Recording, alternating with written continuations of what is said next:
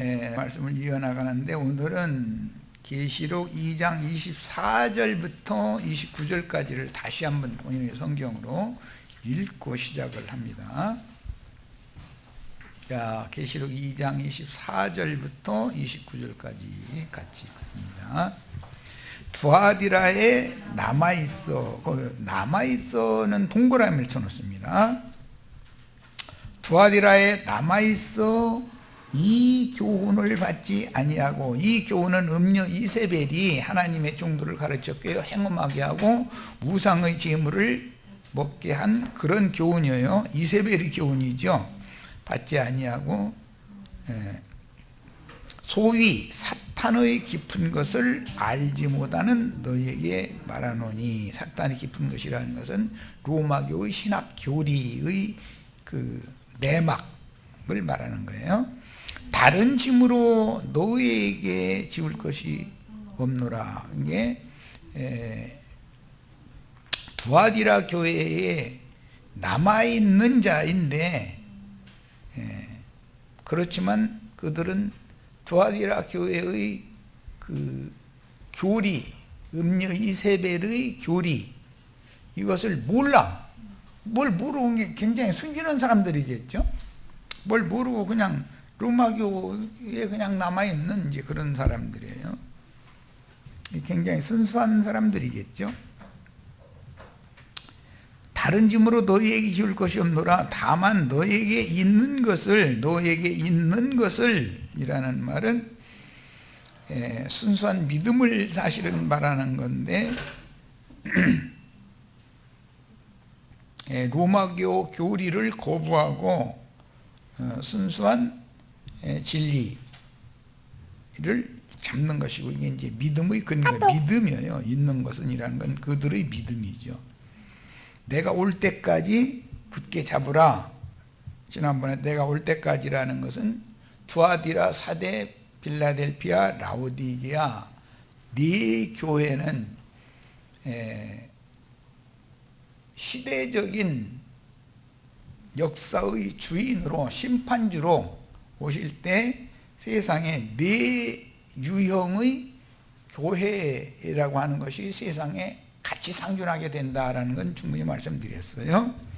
그 앞에 나오는 에베소, 서머나 버가모는 교리는 유전되지만 그런 형태의 신앙 생활을 하는 교회라고 하는 것은 없는 거죠. 뭔 말인지 아셨죠? 그 다음에 이기는 자와 끝까지 내 일을 지키는 그에게, 끝까지 내 일을 지키는 이란 말은 하나님의 일을 한다는 것은 하나님의 보내신 자를 믿는 것을 지금 말하는 거기 때문에 성령을 보내셨죠. 그 영을, 살려주는 영을 교회들에게 보내셨는데, 성령의 일이라는 것은 인간 교리, 음녀 이세벨의 교리를 거부하고 진리의 성령께서 가르쳐 주신 진리의 말씀을 믿음으로 붙잡고 견뎌내는 거예요. 그런데 끝까지라는 용어는 사실은 이제 죽임당하기까지를 말하는 거예요. 이건 히브리서에서는 피 흘리기까지 싸운다 이런 표현이 나왔어요. 이것은 순교자가 되어야 된다는 거예요. 순수한 신앙을 지키기 위해서는 로마교의 그 다른 교훈들인 음녀 이세벨의 교리를 거부하고 받아들이지 않으면 죽이는 거니까, 끝까지라는 말은 죽임당할 때까지, 그런 뜻이에요. 실제로는. 그 다음에 끝까지 내 일을 지키는 그에게 만국을 다스리는 권세를 주리니. 그게 두아디라 교회에도 이기는 자들이 있게 마련이고, 이기는 자들은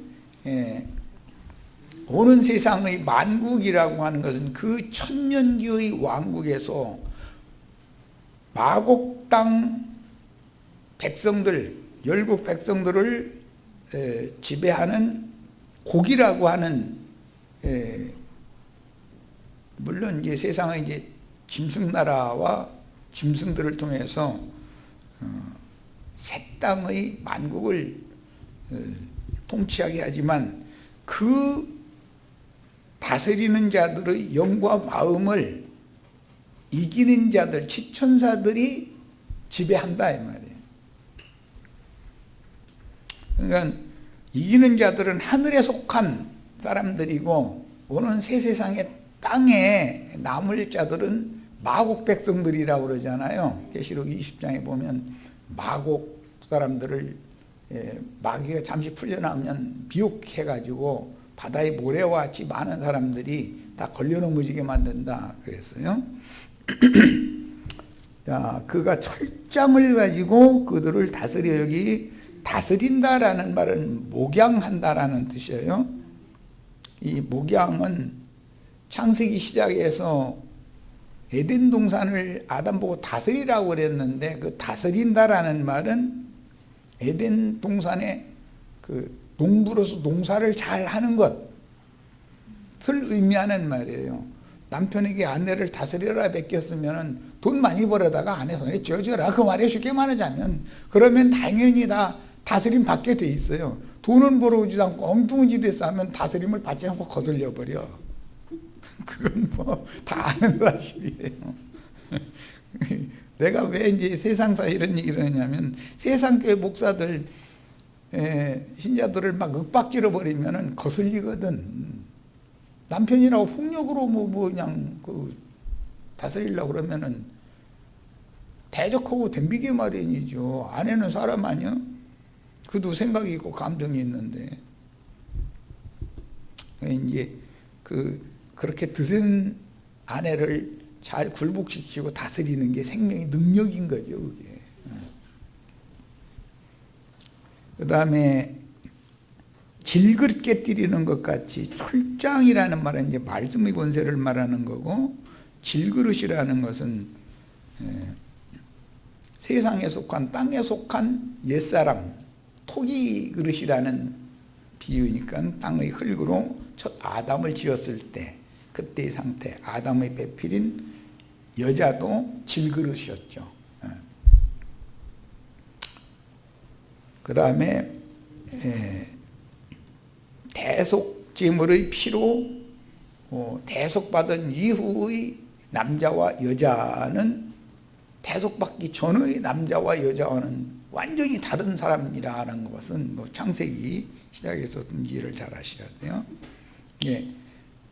첫사람 아담과 아담의 배필인 하와는 그리스도와 교회에 대한 표상일 뿐이기 때문에 첫 아담과 첫 아담의 배필인 하와는 그리스도와 교회와는 전혀 다른 사람들이죠. 이걸 아셔야 돼. 그 다음에 나도 내 아버지께 받은 것이 그러하니라. 성령의 아버지는 그럼 뭔가 말씀을 들 아버지라고 그러는 거예요. 모든 것들이 근원이다. 생명의 원천, 근원, 그런 뜻이에요. 내가 또 그에게 새벽별을 주리라 그랬는데, 이 새벽별이라는 것은 계시록 22장에 예수 그리스도, 나 예수는 새벽별이다 이렇게 돼 있죠. 그 부분은 가서 읽어보도록 하겠습니다. 계시록 22장 16절에 나오는 그 해답이 거기에 나와 있죠. 여기 이기는 자가 받는 새벽별이라는 것이 뭘 말하는지를 보는 거예요. 22장 16절, 나 예수는 교회들을 위하여 내 사자를 보내어 이것들이라는 건 계시록 기록된 모든 항목들을 너희에게 증언하게 하였노라. 나는이라는 건 나 예수지요. 다윗의 뿌리요 자손이니 곧 광명한 새벽별이라 하시더라. 그러니까 두아디라 교회 이기는 자들에게 주시는 상인 새벽별이라는 것은 계시록 22장 16절에서 말하는 예수 그리스도를 말한다.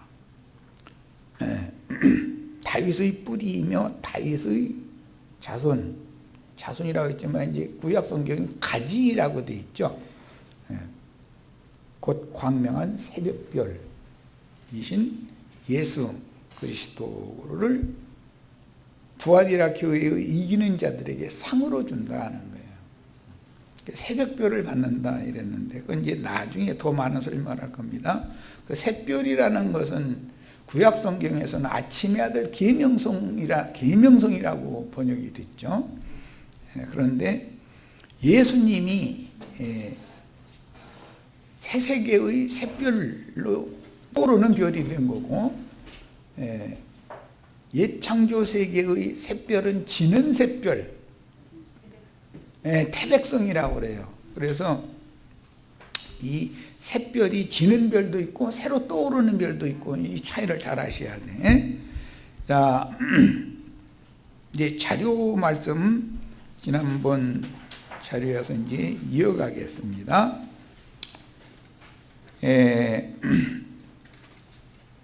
로마교의 위선 행위들과 거짓 교리를 이기는 자들은 결국 훗날에는 개혁자들이 되죠.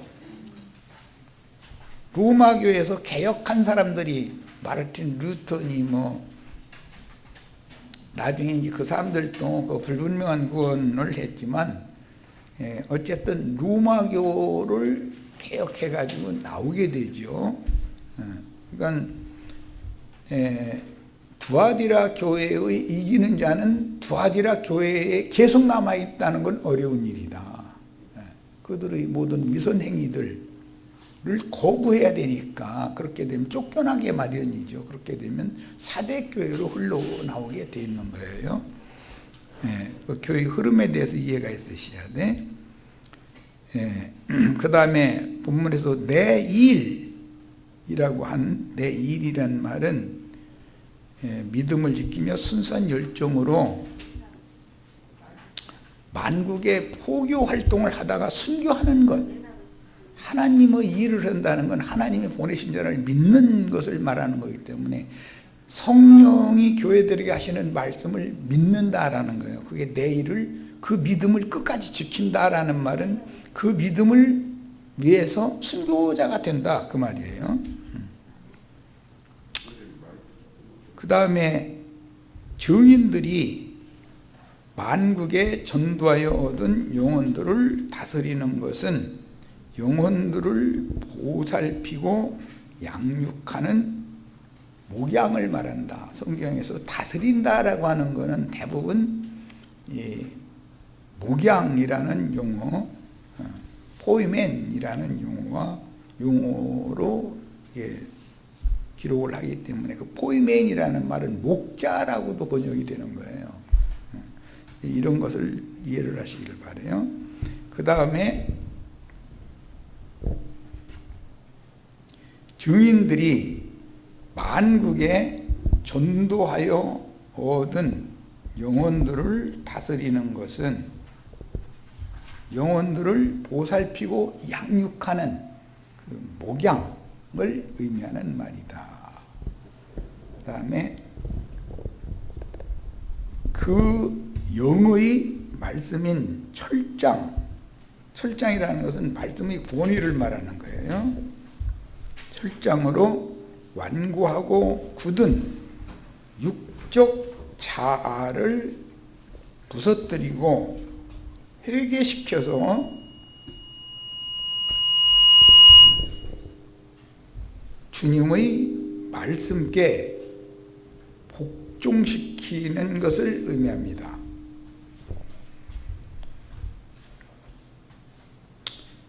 내가 그에게 새벽별을 주리라. 이기는 자에게는 새벽별을 주신다고 그랬는데 계시록 22장 16절에는 지는 별은 아침의 아들 계명성이었고, 새로 떠오르는 별, 새벽별은 예수 그리스도다. 근데 예수 그리스도는 다윗의 뿌리도 되지만 다윗의 가지도 된다. 이게 이미 설명이 되어 있어요. 자, 그 다음에 귀 있는 자는 성령이 교회들에게 하시는 말씀을 들을지어다 라고 두아디라 교회로부터 시작해서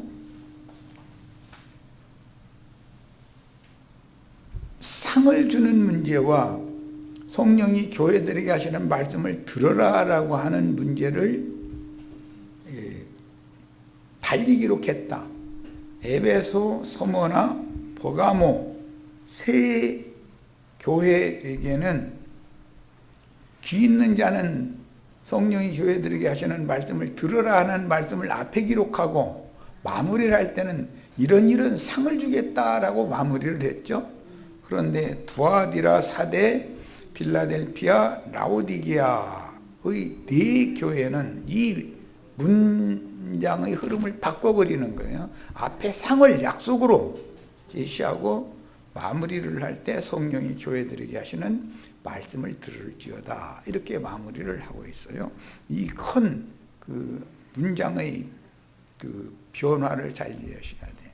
뒤에 나오는 그 말씀은 상은 약속으로 주시지만 교회 생활에서 오는 세상에 주실 상은 약속으로만 주시는 것이고, 주님이 말씀을 이루기 위하여 세상의 심판자로 오실 때는 세상의 두아디라 교회로부터 시작해서 사대, 빌라델피아, 라오디게아 네 부류, 그런 네 유형의 교회가 상존하게 돼 있다. 그러니까 로마 천주교와 개신교와 형제회와 교만해져 가지고 형제회에서 벗어난 자들 이렇게 흘러가게 돼 있다는 것이죠. 이제 이 맨 마지막 교회는 대부분 안 나가 교인이라는 말을 이제 많이 하는데, 집에 앉아서 뭐 읽고 뭐 지가 뭐가 된지 애쌓고 뭐 따따붙다하고 히브리어가 어떻고 헬라어가 어떻고 이런 것을 굉장히 많이 주장하죠. 그런 사람들이 다 그게 라오디게아 교회 사람들인 거죠. 이런 거에 대해서 깊은 그 성경의 흐름에 대한 이해가 있기를 바라요. 자, 두아디라 교회 시대에는 동서 로마교의 교황들이 성령론과 교회론이라는 교리상의 차이와 교황권에 대한 야망에 따라서 주후 1054년 7월 16일에 쌍방의 교황에게 교황의 직위를 서로가 파문장을 보내서 파문함으로 로마교라는 것이 끝나고 그 다음에는 서로마교와 동로마교라는 분열된 로마교로 이어지게 되는데, 이때부터는 두아디라 교회라고 말한다. 그 전의 로마교는 버가모 교회라고 말하는 거예요. 야, 그러니까 로마교가 이렇게 갈라진 이후로는 동방정교회는 흔히 그 애굽 아프리카 지역을 곱틱 지역이라고 그러죠. 곱틱. 이제 함족의 애굽, 특히 지중해변의 팔레스타인 유대인들이 많이 이민해서 큰 도시를 이룬 알렉산드리아라고 하는 그 알렉산드리아는 세상 교계의 신학이 발전한 것이잖아요. 그것의 교부가 유명한 사람이 오리겐이라는 사람이에요. 그들 때문에 교리가 만들어진 거죠. 로마계 교리가. 이것은 사실은 기독교계에서는 굉장한 사람들로 떠받들고 있지만은 그들은 다 정통 유대교의 랍비 계보에 속한 사람들이기 때문에 사실은 예수님과 제자들을 박해하고 죽이는 계열에 속한 사람들이다. 이걸 알아야. 창세기에서는 독사 새끼들이었던 것이죠. 이걸 알아야 돼요. 그런데 기독교계에서는 조직신학 할 때, 교회사 배울 때는 뭐 어거스틴, 그 다음에 오리겐 아주 그냥 막 떠받들잖아요. 오리겐이 이렇게 말했다. 오리겐이 이렇게 말한 것과 성경이 이렇게 말한 건 전혀 다른 얘기잖아요. 신학교에는 계속 그 얘기를 하거든. 어거스틴이 이렇게 말했다. 오리겐이 이렇게.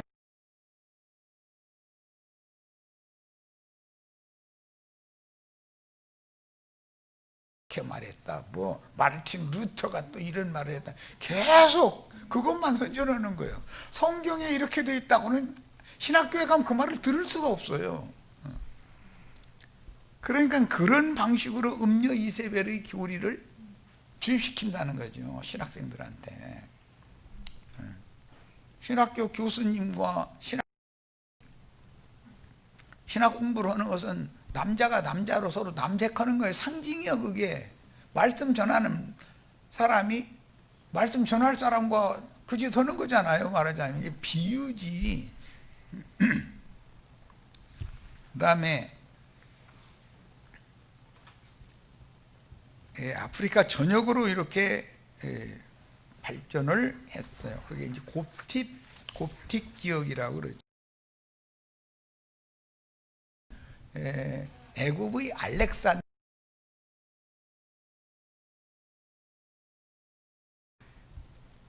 동방 정교회는 이처럼 지중해 건너의 함족속들이 사는 오늘날의 이제 아프리카 지역에 대대적으로 포교를 하게 되었는데, 그게 이제 아프리카 전역은 로마 천주교가 완전히 점령을 해버리게 된 거죠. 그 다음에 그렇게 발전하였으며 지중해 건너의 그리스와 러시아까지 북유럽으로 확장했고, 동방교회가 이렇게 확장했다는 거예요. 서방교회는 서바나, 오늘날로 말하자면 스페인, 포르투갈이 있는 유럽의 끝, 그때 당시는 서쪽의 끝이라고 믿었어요. 남미, 그걸 거쳐서 남미, 중미, 북미, 그 다음에 필리핀과 동남아와 동아시아로 확장되어 오늘날에는 회교 지역을 제외한 모든 지역에 동로마 아니면 서로마 교회가 전 세계를 지배하고 있다. 조금 중근동 지역에 엘신이라고 하는 알라신이라고 그러죠. 마호메드의 그 교리를 추종하는 사람들은 그 태양신 이름 알라라고 부르잖아요. 알라신을 추종하는 무리가 있고, 회복된 이스라엘은 유일신인 여호와만을 믿는 사람들이기 때문에 그 이스라엘을 에워싸고 있는 회교도들과 지금 극한 대립을 하고 있잖아요. 우리 손바닥만한 남한 반 잘라서 남한과 북한 나누고, 북쪽으로는 공산주의의 세력이 극한 대립을 하잖아요. 이런 것과 같은 형국을 이루고 있어요. 자, 정교회는, 이것은 이제 동방교회라고 하는 거예요. 정교회는 먼저 알렉산드리아를 중심으로 해서 애굽 전역, 그 다음에 애굽의 영향을 받는 게 아프리카 지역이니까 아프리카 전역에는 동로마교가 점령을 해버렸다, 이게 완전히. 그리고 나서 지중해의 북편으로 건너갈 때는 그리스 정교회와 러시아 정교회 쪽으로 이렇게 남북을 관통해서 점령을 해버렸죠.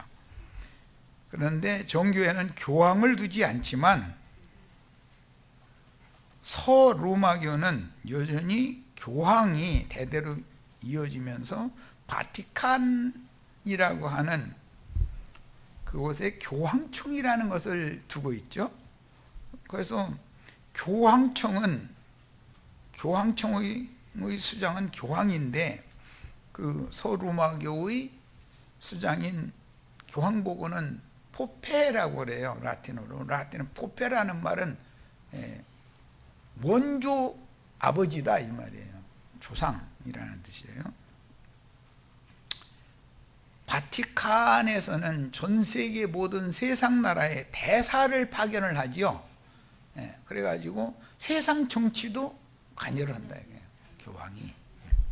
그러다 보니까 교황이 떴다 하면은 사람들이 수백만씩 모여가지고 막 포폐 만세 막 그러잖아요.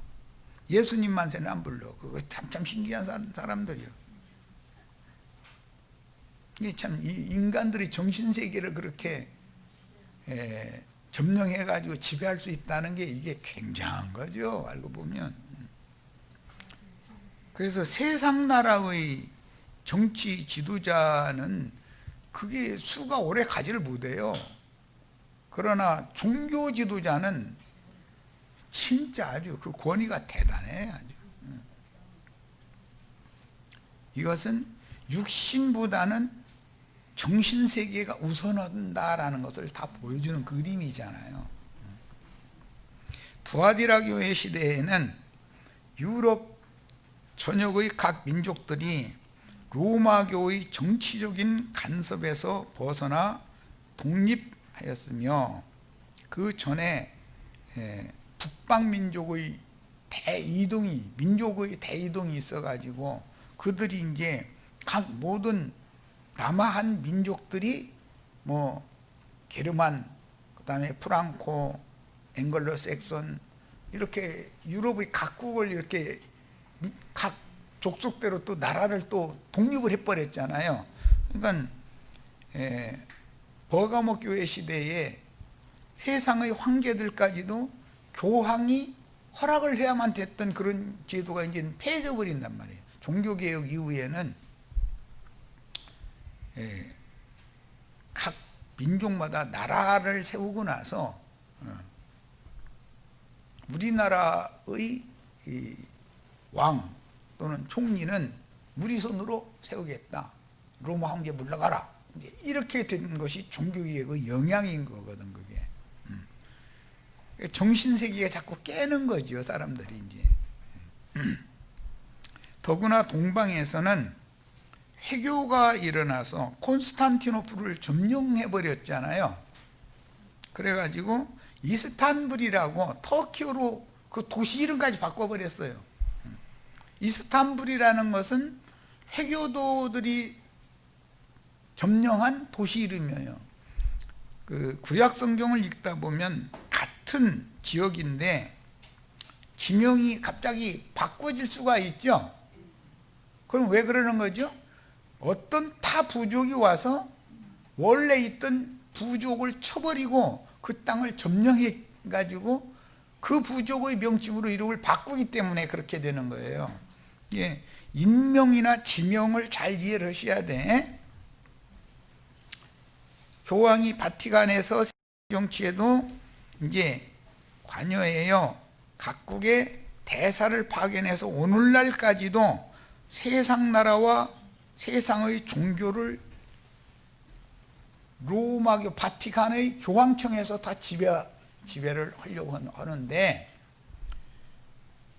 그것을 원활하게 수행하기 위해서 비밀 조직인 예수회라는 것을 로마교가 결성을 했죠. 그래서 그 예수회는 어떻게 해서든지 갈등을 일으켜가지고 전쟁이 일어나게 만드는 것을 부추긴단 말이에요. 그들이 하는 짓은.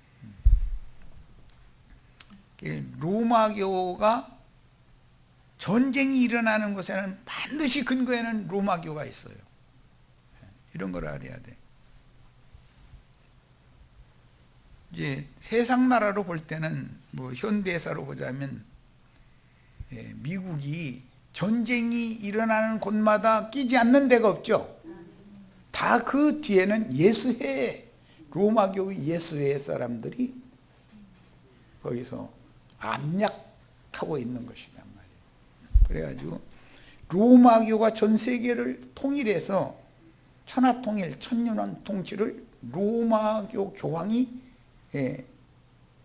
다스리는 걸 축을 한단 말이에요. 미국은 원래 로마교의 박해를 피해서 도망간 사람들이 세운 나라잖아요. 그런데 지금 미국에 가면 도시마다 제일 큰 예배당은 로마교 성당이단 말이에요. 보면 딱 마리아가 아기에서 안고 있는 그게 딱 앞에 있어. 아, 이건 성당이구나라는 걸 금방 알 수 있는 거죠. 그만큼 로마교와 영국 성공회의 박해를 피해서 도망간 사람들이 세운 나라까지도 점령을 해버렸으니까 참 대단한 사람, 대단한 종교죠, 그게 로마교라는 게. 그 다음에 그 로마교가 최초의 전쟁을 일으킨 것이 십자군 전쟁이라고 아주 유명해요. 그것은 오스만 투르크라고 하는 터키 지역에서 해교도 사상을 가진 사람들이 발흥해 가지고 동로마교의 총본산이었던 콘스탄티노플 소피아 그 성전 거기 있는 곳까지 점령해 버리고 나서 남하해 가지고 팔레스타인 땅의 예루살렘까지 점령해 버렸단 말이에요.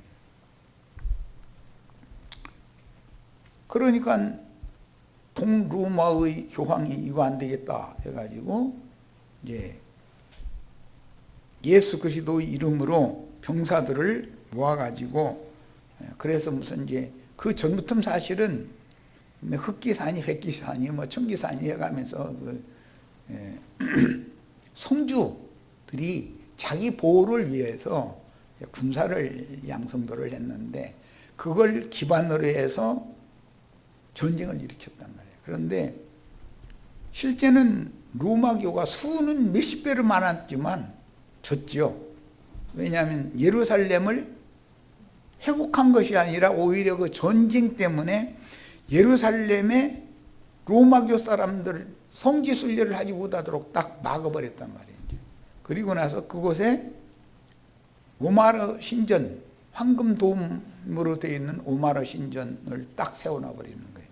그것이 솔로몬의 성전터에다가 지금 그걸 세운 거잖아요.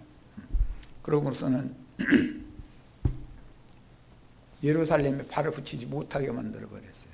그러다 보니까 그걸 회복을 하고자 하는 로마의 세력과 새로 일어난 회교도의 세력 사이에 갈등이 계속되다 보니까 전쟁이 길어진 거예요. 8차 전쟁까지 했다는 거예요. 이제 이런 것은 역사에서 인터넷에 이제 찾아보면 십자군 전쟁이라고 치면은 자세히 나오니까 그걸 좀 꼭 읽어보시길 바래요. 이제 두아디라라는 지명의 뜻은 희생, 향연이라는 의미가 있는데 끝없는 제사를 드리는 것이 희생제사를 드리는 거죠. 구약시대에는 짐승으로 희생을 삼아서 드렸지만 신약시대에는 음료 이세벨의 교리에 따라서 희생제사를 하는 거예요. 그러니까 이 음료 이세벨의 교리라는 게 로마교의 교리죠. 그 교리라는 것이 뭐냐면 유아세례와 그 다음에 세례식과 성만찬식, 화채설이라고 흔히 성채설, 화채설이라고 하는 이 두 가지의 종교 의례를 행함으로 희생제사를 한다. 이렇게 교리를 만들어서 분포를 했어요. 그 다음에 기독교 지역이든 소아시아의 지역은 모하메드의 태양신 알라라고 그 사람들은 그렇게 말하죠. 알라신이라고 그러죠. 를 주신으로 섬기는 해교권으로 바뀌어졌고 500여 년 후에는 서로마의 천주교에서 개혁자들이 일어나 가지고 이제 마틴 루터, 그다음에 그의 동역자들, 뭐 현대의 그 개신교 목사들이 아주 신처럼 떠받들고 있는 장 칼뱅, 그 사람들이, 루터는 독일 사람이고 칼뱅은 프랑스 사람이죠. 그 다음에 쯔빙글리, 이 사람은 오늘날의 스위스 사람들이에요. 그때 당시는 그 유럽에서 강국의 3대 강국을 말을 하면은 독일, 프랑스, 스위스였으니까. 그 다음에 이제 그 프랑스에서 그 해협을 지나면 영국이 있죠. 앵글로 섹선족들이죠. 그리고 지중해 면으로 남쪽으로 내려가면 오늘날의 이탈리아인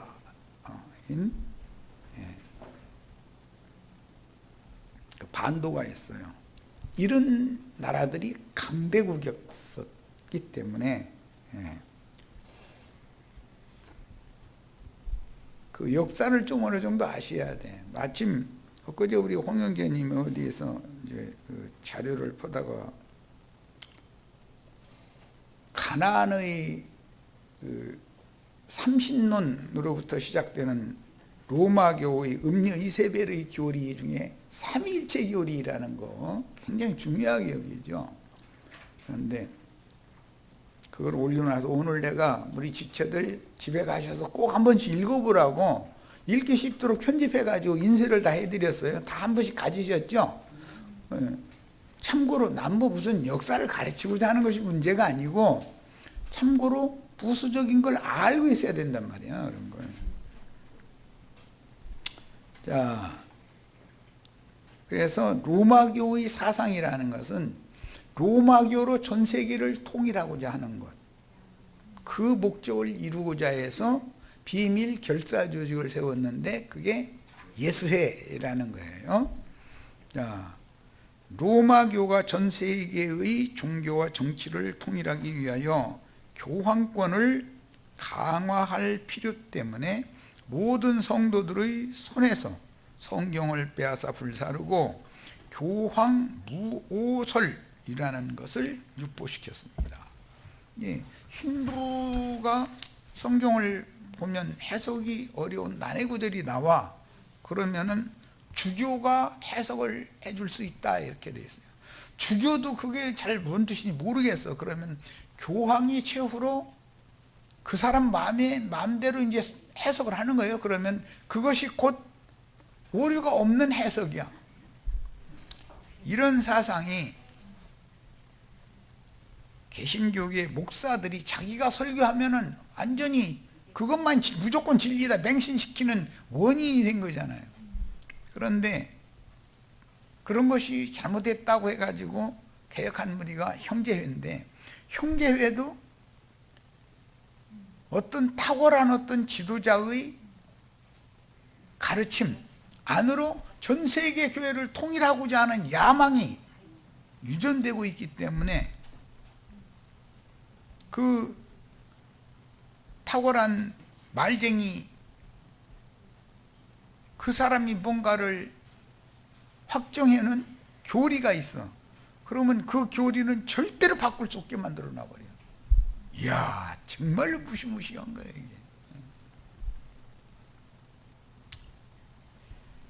이게. 히브리서 1장 1절 5절을 인용구를 읽겠습니다. 옛적에 선지자들을 통하여 여러 부분과 옛적이라는 건 구약시대를 말하는 거예요. 여러 모양으로 우리 조상들에게 말씀하신 하나님이 이 모든 날 마지막에는 아들을 통하여, 그러니까 인자 예수가 오셨을 때는 구약시대의 마지막 때였다라는 말이죠. 실제로 율법과 선지자의 때를 종결하는 건 세례 요한이 죽으면 율법시대 끝나는 거예요. 그 다음에 성령이 오시면 새 시대가, 새 하늘과 새 땅이 새로 시작되는 거예요. 그러니까 이것은 인간 나라가 어떻게 되는 것이 중심이 아니라 그 세대에 살고 있는 사람들의 영과 정신 세계가 새로워지는 걸 말한다 이거예요. 심령이 새로워지고 마음이 새로워지는 걸 말하는 거예요. 우리가 새 사람이 된다는 것은 영이 새로워져야 되고 정신이 새로워져야 되는 거예요. 그런데 사람이 이게 잘 안 바뀌죠. 뭔가 굳어지면 나이 먹은 사람 며느리가 바꾸려고 하면 안 돼요. 그럼 아들이 입장이 곤란해. 엄마 편을 들어, 마누라 편을 들어. 참 곤란하거든. 그렇게 만들면 안 되죠. 엄마가 먼저 깨어나야지. 며느리 세대의 사고와 그들의 생각을 수용하고 받아들여줘야만 집안이 평화롭지. 야, 내가 시집살이 할 때, 나 시집 왔을 때 이런 일이 있었고 이렇게 했고 뭐 우리 시어머니가 이렇게 했다, 이런 얘기 며느리한테 해. 며느리 가리도 안 들어. 지금 시대가 바뀌었는데 우리 시어머니는 엉뚱한 소리 하고 있어 이러고 듣고 있는. 그런데 겉으로 힘에 눌리니까 듣는지 하는 거지. 그래가지고 그렇게 안 듣는다고 며느리 시집살이 시키면 며느리를 통해서 자기 손자가 생겨났는데 자기 손자와 관계가 좋아지겠어? 자기 할머니가 자기 엄마 박해하는 것을 보고 자라면 그 아이가 할머니한테 효도하겠어요? 나 같아도 안 해. 저희 엄마는 더 가깝고 할머니는 한치 건너, 저쪽 한치 건너 있는데 보는 거잖아. 모든 인간은 자기 엄마 눈에서 눈물 나오게 하는 것은 절대로 그것은 속에서 분심을 품고서 자라게 마련이고 나중에 원수가 안 갚음을 하게 마련인 거기 때문에 그런 걸 잘 생각을 해야 돼. 나와 손자와의 관계도 생각을 해야 되는 거예요. 나와 사위, 나와 며느리 그것만을 보는 것은 그건 노련한 부모님이 아니죠. 뭐 이제 세상 얘기가 저게 됐는데, 그럼 비유가 다 그렇지 않냐 이 말이에요. 세상적으로 볼 때도 이 아들을 만유의 상속자로 세우시고, 상속자로 세우신 것은 죽은 자들 가운데 부활되신 것이죠. 그리고 승천하신 후에 살려주는 영으로 다시 오실 때는 하늘과 땅의 모든 권세를 그분이 가지고 오는 거예요. 상속자다 이게. 그분이 유일한. 그래가지고 12 지휘자들에게 각 사람의 분량과 은사와 각 사람에게 맞도록 분배를 해주는 거야. 그것이 야곱의 12 아들들에게 각 사람의 은사와 분량에 맞는 축복을 해주고 죽는 거 상징이잖아요. 그대로 여호수아 때 가나안 땅을 정복한다면은 12덩어리 땅덩어리를 분배해 줬잖아요. 이런 것이 성경의 예표다. 성경에서는 어느 한 가문이나 한 사람이 배가 끊어지고 가문이 문을 닫는 것보다 더 중요한 것은 지파가 감삭되는 거예요. 지파. 그들은 지파를 그렇게 중요하게 해요. 셈족의 문화예요. 그래서 기독교계의 소위 4대 교회 사람들을 만나보면 교파는 무슨 교파예요? 꼭 물어봐요. 12지파 중에 무슨 지파냐 이거죠. 그런 것을 어렴풋이 알고 이만희가 자기가 12지파장 임명해가지고 이렇게 세고 그 짓을 하는 거잖아요. 사람이 12지파장 너는 무슨 지파장 해먹어 그러면 그게 하나님 명령이에요? 그럼 지가 하나님이잖아. 그럼 말 같은 소리를 해야지. 그런 사람들한테 계시록 14장에는 지파가 없는 14만 4천도 나오고 계시록 7장에는 지파별로 14만 4천이 나오는데 이게 뭔 뜻이냐고. 아니 그게 그거야. 그냥 다 14만 4천 똑같이 뭉뚱그려버려. 퉁쳐버리려고 그래. 어떻게 그게 그거겠어. 우리는 지파 구분이 없이 그리스도 예수 안에서 한 몸을 이루고 있는 모든 지체들, 지파 구분이 없죠. 그러니까 이방인의 때에는 무슨 교단, 교파를 나누면 안 되는 거예요. 이스라엘 12지파는 지파 안에서 택함을 받았으니까 그들은 그들의 율법에 따라서 신앙을 회복하게 될 거예요. 그건 다 문제예요. 근데 이런 거에 대해서 전혀 이해가 없어. 그러다 보니까 그리스도 심판대가 크고 흰 보좌 심판대가 같다 뭐 잃어버리고 앉았고, 심지어는 무천년설 믿는 사람들은 오늘날 이 교회 시대가 지금 영원 시대 온 거다 막 이러고 있고, 영원 시대라는 건 창세기 전부터 계시록 끝 이후에 영원부터 영원까지가 다 영원 시대, 영원 시대 아닌 시대가 어디가 있어? 영원 시대는 영원부터 영원까지잖아. 그런데 그 영원이라고 하는 시대 중에 하나님의 경륜에는 율법과 선지자의 때가 있고, 그 다음에는 이방인의 때가 있고, 그 다음에는 인마진 12지파의 때가 있고, 그 다음에 가서 후의 영원 세계로 연결이 되는 것이죠. 이런 것을 너무 몰라. 이런 얘기하면 왜 이렇게 어렵게 가르치느냐고. 그건 저희 관념대로 믿겠다 이 말이잖아. 성경에 있는 것을 안 믿고. 그러면 안 되죠. 예, 이는 하나님의 영광의 광채시요 그 본체의 형상이시라. 그의 능력의 말씀으로 만물을 붙드시며 죄를, 여기는 죄들여요, 정결하게 하는 일을 하시고, 이게 구속의 일을 위하여, 구속을 이루신 걸 말하는 거예요. 높은 곳에 계신 지극히 크신 이의 우편에 앉으셨느니라. 이건 승천을 말하는 거죠. 이 승천에 관해서는 뭐 많은 말이 필요하지만 실제로는 하나님 아버지의 안으로 돌아가서 하나님 본래의 영광을 취했다는 말이지만, 이것은 거룩하고 흠이 없는 영광스러운 교회를 몸으로 취했다는 말이기 때문에 예수님의 승천은 형제 자매님들의 거듭난 심령과 마음에 오시는 것이 승천이고, 우리의 승천은 예수 그리스도 안으로 돌아가는 것이 승천이에요. 그래서 그날에는 너희가 내 안에 내가 너희 안에라는 말이 이루어지고, 그날에는 너희가 내가 아버지 안에 아버지가 내 안에 있는 것을 너희가 알 것이다, 이렇게 표현을 했어요. 그게 뭔 말인지 아시겠죠? 히브리어의 특징은 간다라는 말은 온다라는 의미도 있는 거예요. 항상 그래서 이 히브리어가 어려운 거예요. 우리나라 사람들이 표현돼도 누가 어디로 갔다 하늘로 올라갔다 그러면은 어디로 가는 것만 있어야 되는데 가는 것이 곧 오는 거예요. 이게 히브리인들의 그 언어법인 거예요. 그래서 그게 이제 사도행전 1장에 보면 예수님이 그런 히브리인들의 그 언어 관습을 인용해 가지고 하늘로 올라가신 분인데 올라가심을 본 그대로 다시 온다, 이렇게 표현했죠. 가는 것이 곧 오는 거죠. 그대로니까.